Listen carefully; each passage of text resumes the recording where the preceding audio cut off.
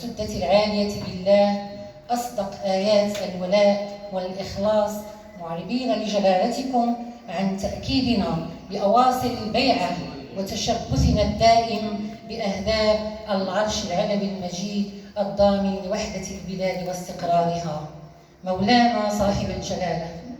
إن رعاياكم الأوفياء أعضاء منظمة جمع شمل الصحراويين الملكيين عبر العالم داخل الوطن وخارجه يغتنمون هذه الفرصة ليعبروا لجلالتكم عن صادق الامتنان لروح المبادرات العلمية والاهتمام المتزايد لجلالتكم في بناء صرح الأمة المغربية عبر الأوراق الكبرى التي تسهرون عليها، والتي من خلالها يعيش المغرب على عهدكم الزاهر تحولا لافتاً وتقدما كبيرا. مولانا صاحب الجلالة، إن يا مولانا نعتبر أنفسنا جنودا مجندين وراء جلالتكم الشريفة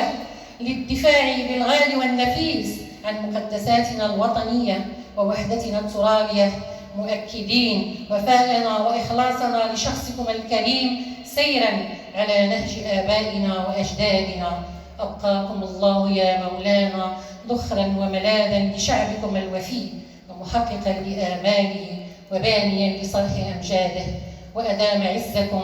ونصركم وحفظكم بما حفظ به الذكر الحكيم، وأقر عينكم بولي عهدكم الأمير الجليل مولاي الحسن،